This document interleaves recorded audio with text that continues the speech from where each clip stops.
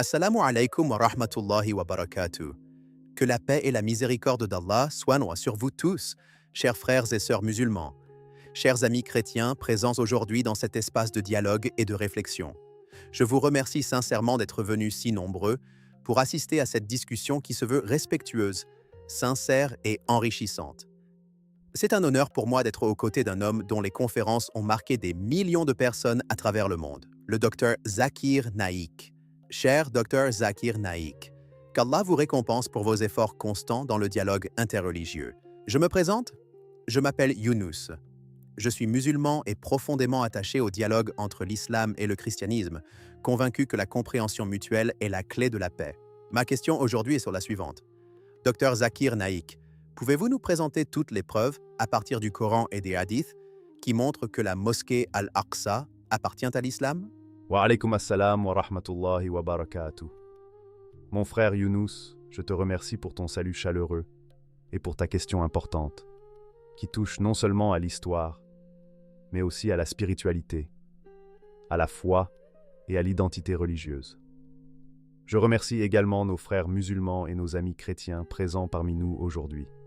Mon objectif n'est pas d'attaquer une croyance, mais d'exposer des preuves issues des sources islamiques, afin d'éclairer les consciences et d'encourager la réflexion. Lorsque nous parlons de la mosquée Al-Aqsa, nous parlons d'un lieu béni mentionné explicitement dans le Coran. Allah dit dans la sourate Al-Isra, verset 1, « Gloire et pureté à celui qui fit voyager de nuit son serviteur de la mosquée sacrée à la mosquée Al-Aqsa, dont nous avons béni les alentours, afin de lui montrer certains de nos signes. » Ce verset établit plusieurs vérités fondamentales. Premièrement, le voyage nocturne du prophète Muhammad, paix et bénédiction sur lui, appelé Al-Isra, relie directement la mosquée sacrée de la Mecque à la mosquée Al-Aqsa. Allah lui-même désigne ce lieu comme béni. Dans la théologie islamique, lorsqu'Allah mentionne un endroit dans le Coran et lui attribue une bénédiction particulière, cela élève son statut de manière éternelle dans la conscience musulmane. Deuxièmement, le prophète Muhammad, paix et bénédiction sur lui, n'est pas allé à un lieu ordinaire. Durant ce voyage, il a dirigé en prière tous les prophètes précédents. Cela est rapporté dans des hadiths authentiques. Ce détail est capital. Cela signifie que la mosquée Al-Aqsa représente le lien entre toutes les révélations antérieures et le message final de l'islam. Elle symbolise l'unité des prophètes, d'Adam à Jésus, paix sur eux tous, sous la direction du dernier messager. Troisièmement, Al-Aqsa fut la première qibla des musulmans. Pendant environ 16 à 17 mois après l'hégire à Médine, les musulmans priaient en direction de Jérusalem avant que la révélation ne change la direction vers la Kaaba à la Mecque, comme mentionné dans la sourate Al-Baqarah 2, ligne 144. Cela prouve que Jérusalem occupait déjà une place centrale dans la pratique islamique dès les débuts de la communauté musulmane. Mes chers frères et sœurs, cela montre clairement que le lien entre l'islam et la mosquée Al-Aqsa n'est pas politique ni récent. Il est théologique, spirituel et scripturaire. Permettez-moi également de rappeler un hadith authentique rapporté dans Sahih al-Bukhari et Sahih Muslim. Le prophète, paix et bénédiction sur lui, a dit qu'il ne convient de voyager spécialement que vers 3 mosquées. La mosquée sacrée de la Mecque, la mosquée du prophète à Médine et la mosquée Al-Aqsa. Cela place Al-Aqsa parmi les 3 sanctuaires les plus sacrés de l'islam. Pourquoi est-ce important? Parce que dans l'islam, la sacralité n'est pas définie par une revendication ethnique ou nationale, mais par une désignation divine. La mosquée Al-Aqsa appartient à l'islam dans le sens où elle est sanctifiée par Allah et intégrée au cœur de la pratique et de la croyance musulmane. Par ailleurs, le Coran mentionne que cette terre est une terre bénie pour les mondes.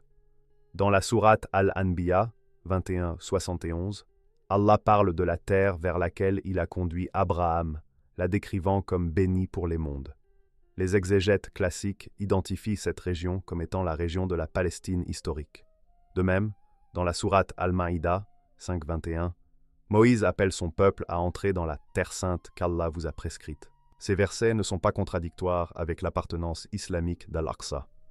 Au contraire, l'islam enseigne que tous les prophètes étaient musulmans au sens de la soumission à Dieu. Abraham était musulman. Moïse était musulman dans le sens de la soumission à Allah. Jésus était musulman dans ce même sens. Ainsi, lorsque nous parlons d'Al-Aqsa, nous parlons d'un héritage prophétique universel que l'islam reconnaît, préserve et honore. L'islam ne nie pas que Jérusalem fut un centre spirituel pour les enfants d'Israël. Le Coran le confirme. Mais il enseigne également que la fidélité à l'alliance divine est liée à l'obéissance. L'histoire des peuples passés montre que la responsabilité spirituelle implique la justice, la droiture et la foi authentique. Lorsque le calife Umar ibn al-Khattab entra à Jérusalem en 638, il garantit la protection des lieux saints chrétiens et juifs. Cela montre que la compréhension islamique de la sacralité d'Al-Aqsa n'a jamais impliqué la négation des autres confessions, mais plutôt une coexistence sous la justice. Du point de vue théologique, la preuve la plus forte reste la mention explicite dans le Coran et l'association avec le voyage nocturne. Aucun musulman ne peut lire le premier verset de la sourate Al-Isra sans ressentir un attachement profond à ce lieu. Ce verset est récité par des millions de musulmans quotidiennement. Certains pourraient dire, pourquoi l'islam revendique-t-il ce lieu alors qu'il existait avant le prophète Muhammad? La réponse est simple. L'islam ne considère pas le message de Muhammad comme une nouvelle religion, mais comme la continuation et la confirmation des révélations antérieures. Ainsi, tout lieu lié au prophète fait naturellement partie de l'héritage islamique. Al-Aqsa est le point de rencontre des prophètes. Elle est le témoin du voyage nocturne. Elle a été la première direction de prière. Elle fait partie des 3 mosquées sacrées. Elle est mentionnée explicitement dans le Coran. Elle est bénie par Allah. Ces preuves, combinées, constituent un argument théologique solide. Je tiens à préciser à nos amis chrétiens ici présents, cette affirmation n'a pas pour but d'effacer votre lien historique avec Jérusalem. L'islam reconnaît Jésus, paix sur lui, comme un grand prophète, né miraculeusement de la Vierge Marie. La région de Jérusalem est également sacrée dans notre foi en raison de ces événements.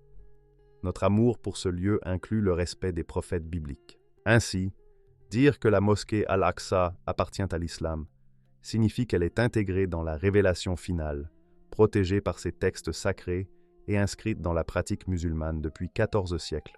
Mes chers frères et sœurs, je vous invite à réfléchir profondément. L'islam nous enseigne que les lieux saints doivent être des symboles d'adoration sincère et non de division. Al-Aqsa est un rappel de l'unité des prophètes et de la continuité du message divin. Si vous trouvez que cette explication vous a apporté un éclairage bénéfique, je vous invite à soutenir la diffusion d'un dialogue respectueux et fondé sur les sources authentiques. Abonnez-vous à cette chaîne dédiée au dialogue entre l'islam et le christianisme. Aimez cette vidéo. Partagez-la autour de vous et commentez Allah Akbar afin de montrer votre attachement au lieu béni qu'Allah a sanctifié. Lorsque nous approfondissons encore la question de la mosquée Al-Aqsa, il est essentiel de comprendre que, dans l'islam, l'appartenance d'un lieu n'est pas fondée sur un attachement ethnique ou politique, mais sur une désignation divine et une continuité prophétique. L'islam enseigne clairement que tous les prophètes, depuis Adam jusqu'à Muhammad, paix et bénédiction sur eux tous, ont prêché le même message fondamental, l'adoration exclusive d'un Dieu unique. Ainsi, les lieux où ces prophètes ont vécu, prié et transmis le message divin font naturellement partie de l'héritage spirituel de l'islam. Permettez-moi d'apporter une précision théologique importante. Dans la sourate Al-Imran 3.67, Allah dit qu'Abraham n'était ni juif ni chrétien, mais qu'il était Hanif, entièrement soumis à Dieu, et qu'il n'était point du nombre des associateurs. Ce verset établit un principe fondamental. L'identité religieuse ultime des prophètes est la soumission à Allah. Si Abraham est présenté dans le Coran comme musulman au sens de la soumission totale à Dieu, alors l'héritage abrahamique, y compris les lieux bénis liés à sa descendance prophétique, s'inscrit dans la continuité islamique. La mosquée Al-Aqsa s'inscrit dans cette continuité. Selon les exégèses classiques, le premier temple fut bâti par le prophète Salomon, Sulaïman, paix sur lui. Le Coran mentionne Salomon comme un roi et un prophète, doté d'une sagesse exceptionnelle, serviteur fidèle d'Allah. Ainsi, lorsque nous parlons du sanctuaire de Jérusalem, nous parlons d'un lieu édifié sous l'autorité d'un prophète reconnu par le Coran. Cela établit un lien direct entre la révélation islamique et l'histoire ancienne de ce site. Certains pourraient objecter, si ce lieu est lié à des prophètes bibliques antérieurs, pourquoi dire qu'il appartient à l'islam? La réponse réside dans la vision islamique de l'histoire. L'islam ne considère pas les révélations précédentes comme étrangères, mais comme partielles et contextualisées.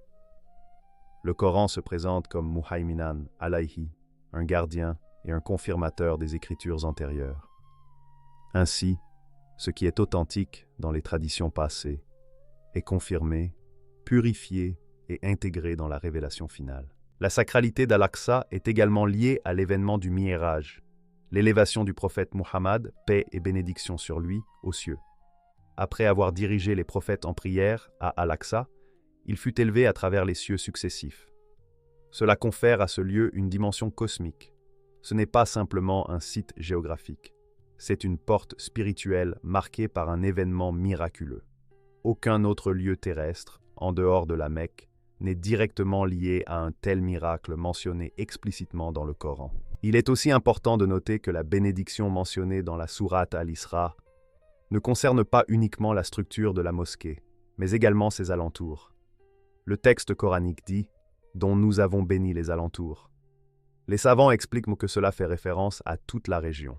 Cette bénédiction englobe donc la dimension spirituelle, historique et morale de la terre environnante. Mes chers frères et sœurs, réfléchissons maintenant à la dimension juridique. Dès l'époque du deuxième calife, Umar ibn al-Khattab, lorsque les musulmans entrèrent à Jérusalem, ils ne détruisirent pas les églises, ils ne contraignirent pas les populations.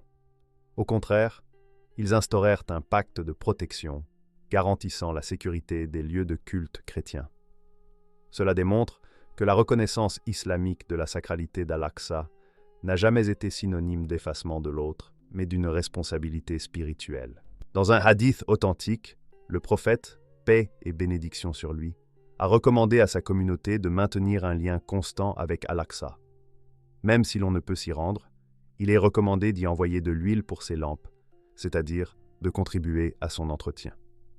Cela montre que la relation avec Al-Aqsa ne dépend pas uniquement d'une présence politique, mais d'un attachement spirituel et pratique. Regardons également la dimension eschatologique. Dans les hadiths authentiques, la région de Jérusalem est mentionnée dans le contexte des événements de la fin des temps. Cela ajoute une importance supplémentaire à ce lieu dans la conscience musulmane.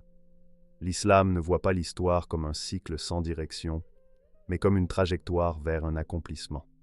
Et Al-Aqsa occupe une place dans cette trajectoire. Maintenant, parlons de la logique du dialogue islamo-chrétien. Nos amis chrétiens considèrent Jérusalem comme un lieu saint, en raison de la vie de Jésus, paix sur lui. L'islam honore Jésus comme Al-Masih, le Messie, né miraculeusement. Le Coran consacre une sourate entière à Marie, Mariam, ce qui est unique. Ainsi, lorsque nous affirmons que la mosquée Al-Aqsa appartient à l'islam, cela n'efface pas la dimension chrétienne de Jérusalem. Cela l'intègre dans une compréhension plus large du monothéisme. Le Coran nous dit dans la sourate Al-Ankabut 29-46 de discuter avec les gens du livre de la meilleure manière, sauf avec ceux qui sont injustes, et de dire « Nous croyons en ce qui nous a été révélé et en ce qui vous a été révélé. Notre Dieu et votre Dieu est un. » Ce verset établit la base du dialogue. Ainsi, notre affirmation concernant Al-Aqsa n'est pas une affirmation hostile, mais une expression de fidélité à nos textes sacrés. Il est crucial également de comprendre que, dans la théologie islamique, la notion de terre promise est conditionnée par l'obéissance à Dieu. Le Coran relate comment certaines communautés perdirent des privilèges en raison de leur désobéissance. Cela montre que l'honneur attaché à une terre est moralement conditionné, non ethniquement garanti. Ainsi, la responsabilité spirituelle prime sur l'identité nationale. Al-Aqsa est donc, dans la perspective islamique, un dépôt sacré. C'est un lieu de prière, de contemplation, de rappel de l'unicité divine. C'est un symbole de l'unité des prophètes. C'est un lieu béni explicitement dans le Coran. C'est la première Qibla. C'est la troisième mosquée sacrée. C'est le point de départ de l'ascension céleste. C'est un site mentionné dans les traditions relatives au dernier temps. Lorsque toutes ces preuves sont réunies, coraniques, prophétiques, historiques et théologiques, l'affirmation que la mosquée Al-Aqsa appartient à l'islam repose sur une base solide et cohérente. Elle n'est pas le fruit d'une revendication récente, mais une réalité ancrée dans 14 siècles de pratiques religieuses ininterrompues. Je rappelle encore que, dans l'islam, appartenir signifie être consacré à l'adoration d'Allah. Cela signifie être inscrit dans le texte sacré, dans la prière, dans la conscience collective des croyants. Chaque fois qu'un musulman récite le premier verset de la sourate Al-Isra, il renouvelle ce lien. Ce dialogue que nous avons aujourd'hui est une invitation à regarder au-delà des conflits contemporains et à revenir au texte, aux sources, à la théologie. Si nous comprenons que l'islam considère tous les prophètes comme frères, alors nous comprenons que la sainteté d'Al-Aqsa s'inscrit dans un héritage partagé mais confirmé par le Coran. C'est cette compréhension globale, enracinée dans la révélation et la tradition, qui explique pourquoi les musulmans à travers le monde, quelles que soient leurs origines culturelles, ressentent un attachement profond et sincère envers la mosquée Al-Aqsa. Ce n'est pas un attachement fondé sur la géographie, mais sur la foi. Ce n'est pas une réaction émotionnelle passagère, mais une conviction nourrie par les versets révélés et les paroles prophétiques. Et lorsque nous invitons à réfléchir à ces preuves, nous ne cherchons pas à exclure, mais à expliquer, à clarifier, à montrer que, pour un musulman, nier le lien islamique avec Al-Aqsa reviendrait à ignorer des versets explicites du Coran et des hadiths authentiques. Voilà pourquoi cette question est profondément spirituelle pour nous, et voilà pourquoi il est essentiel d'en discuter avec connaissance, respect et sincérité. Dr Zakir Naik, je vous remercie sincèrement pour la clarté, la profondeur et le respect avec lesquels vous avez répondu à ma question. Vos explications fondées sur le Coran et les hadiths nous permettent de mieux comprendre la place centrale de la mosquée Al-Aqsa dans la foi islamique, non pas comme une simple revendication historique, mais comme une réalité spirituelle solidement ancrée dans la révélation. J'apprécie particulièrement la manière dont vous avez souligné l'unité des prophètes et la continuité du message divin, tout en maintenant un ton ouvert envers nos frères et sœurs chrétiens. Ce type de dialogue est nécessaire aujourd'hui, afin que la connaissance remplace les préjugés et que la sagesse prenne la place des tensions. Je prie qu'Allah nous accorde à tous la compréhension authentique, la sincérité dans nos intentions et la paix dans nos échanges. Qu'Allah te bénisse, cher professeur Dr Zakir Naik. Mon frère Younous, je te remercie pour tes paroles pleines de respect et de fraternité. Qu'Allah te récompense pour ta question sincère et pour ton désir d'apprendre et de clarifier ces sujets importants. Je remercie également notre audience, musulmans et chrétiens, pour leur attention et leur ouverture d'esprit. Le dialogue fondé sur les textes sacrés et sur la raison est un moyen puissant d'élever les consciences. Si vous avez apprécié cette discussion, je vous invite à vous abonner à Paix du Messager, à aimer et à partager cette vidéo afin que davantage de personnes puissent bénéficier de cet échange. Et je vous encourage à participer dans les commentaires en posant vos questions concernant le script, afin que nous puissions continuer à réfléchir ensemble avec respect et sincérité.